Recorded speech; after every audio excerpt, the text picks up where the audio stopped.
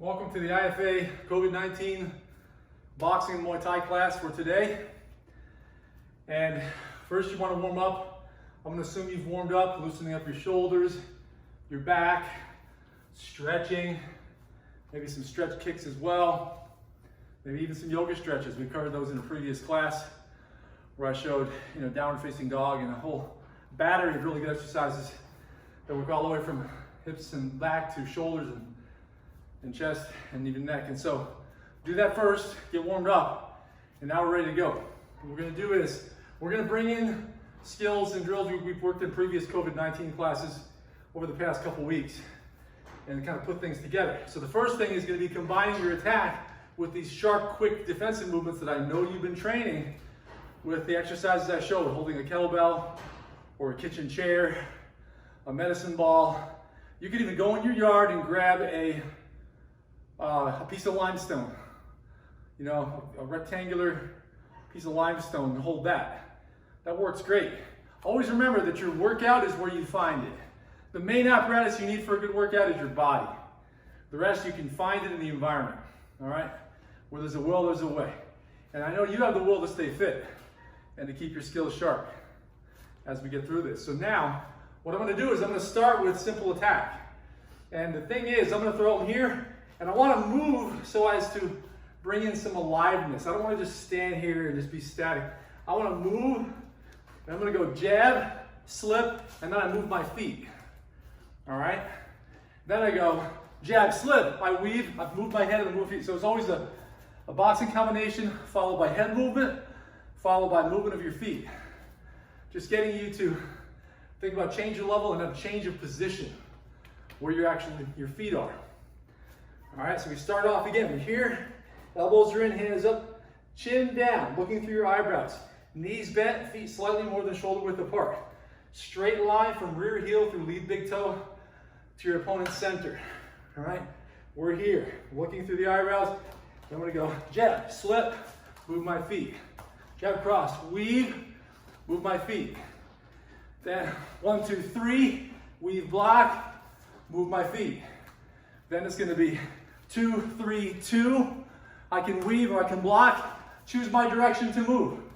In this case, I'm moving away from his follow-up hook. I'm visualizing what my opponent would do, what they can do from that moment, in that position. Then I'm over here, I go 3, 2, 3. And once again, off of 3, I can move my head, move my feet, and come back in. So I want you to start with that. Jab, slip and move. Jab, cross, head movement, foot movement. Jab, cross, hook, head movement, foot movement. 2, 3, 2, cross, hook, cross, head movement, foot movement. 3, 2, 3, head movement, and then foot movement. You do that for a whole round. Just keep running up from the beginning to the end for like a 3-minute round. You'll be breathing heavily, you'll be warmed up and ready to do it again. Let's do 3 rounds that way.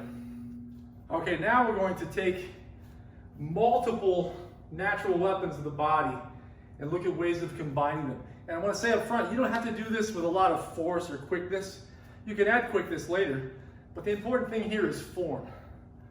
All right, getting good mindful repetitions in so that you're aware of your balance, you're aware of your range, of your posture, particularly your arm posture, we call hand discipline, keeping those hands up. So from here, what we're going to do is we're going to look at types of combinations and then just kind of work it in a free, sort of free form. So what I do is I start off with punches to knees, all right? So I'm going simple combination and throwing a knee. I can do there, boom, come back with a knee. You can simulate offside plumb or center plumb position or just a momentary grab. You can decide the level of commitment on the grip and the clinch and therefore the range. So I do those in various combinations. I might do 2, 3, swing out, and then I switch my lead to throw my lead knee. Notice that again. Cross, hook, pivot out, and knee. Or it could be cross, hook, right from there. Throw the rear leg. Then I can do slip. I slip this jab, I take that cross, hook, cross, step into the knee. All right? Slip the jab, cross, hook, cross, rear foot steps, and then I grab and I'm throwing the lead leg in a momentarily rear position to get power. Because we always throw knees from rear position, and then whenever I need to throw this knee, I do a switch of some sort, whether it's a switch in place or it's a step to momentarily change my lead and gain ground, or just swing out as I pull him into this sort of vortex that I'm going to then throw my knee. So various ways of putting your hip and leg in position to throw the knee with power, but there's no point in throwing a knee if you're not going to throw it with power and with a good grip on him, good setup at least, because otherwise it's a liability. You're saying, here, take my leg, there's a single, take me down. So make sure you've got him under your control. It's all about body control. Even without a real physical partner, you can practice body control. Okay, so now we're going to look at punches into knees into kicks. All right, so now I'm throwing, again, you can vary the combinations, but it's just the idea. This is a structure, a sort of pattern. So from here I go 2, 3, 2, knee, and then my knee put him right in the range, boom, where I can kick as a follow-up. So I'm here again, and I might slip first, I might parry, 2, 3, 2, and I can knee, boom, and I can kick.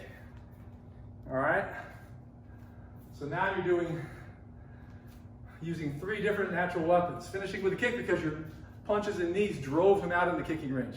It's one of the best ways of setting up kicks. Visualize the opponent moving in, you got him, boom, moving out, moving out. Okay, so now we're gonna go to elbows, using elbows to set up knees, to set up kicks. So from here, once again, I might be here meeting up with his guard, and I come over top of it with an elbow, all right? And then I cover, step across, elbow, catch, knee, and then from there, boom, you can kick, all right? So notice again, here, coming over top, elbow, step across, elbow, swing out, knee, and then I'm here. Into my kick. One more time. Here. Elbow, elbow, knee, and kick. All right?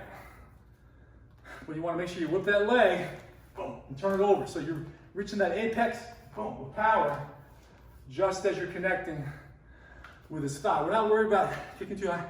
You can kick the ribs as well, you know, but you mainly want to make sure you have a full whip. There's an arc or sort of a crescent motion path. Brings it back home so that you don't spin out of control like a top. Elbow, elbow, cover it. You can cover like this too. Elbow, elbow, knee. You can switch it to kicking with the other leg as well. Change it up. Work with balance, right and left side. You'll find that with knees and elbows, you don't have a lead like you do in boxing. Your stance is a bit more oblique. You're closer in range, you want to be able to hit with both sides, both weapons, when you're at that range. Okay, last of all, we're going to establish a Muay Thai fighting rhythm. And what we're going to do is, we're not going to be in this kind of stance or this. It's going to be more like this, a bit more square. My feet, I do have a lead. But notice I've opened up a bit. There's 2 reasons for this mainly. So that I can hit with my rear leg when I throw kicks and knees, but also so that I can check with this leg against attacks to my lead leg. If I'm turned too far, that leg is really vulnerable to a Thai kick to the thigh or the knee. So I'm here like this, and what I'm going to do is, I'm going to go 1, 2, 3, and I'm going to check. 1, 2, 3. Get a little rhythm going. 3, 2, 3, 3, 3, 3. You can even move forward, move across the floor. Feel your balance as you do it. This is also loosening up your hip joint. All right, but you want it to be natural. You don't want a check to upset your stance. You want everything to be able to stay more or less unchanged. You don't want to be some drastic movement. You want it to be natural and quick, but you don't want to compromise other aspects of your guard. So we start moving like this, and then it's gonna be like this. 1, 2, 3, 1, 2, 3, knee, knee. 1, 2, 3, 3, elbow, elbow. We'll move back. 1, 2, 3, 2, 3. Leg that checks, kicks. 3. Leg that checks, kicks. Okay? So you're going to bring it through and recover.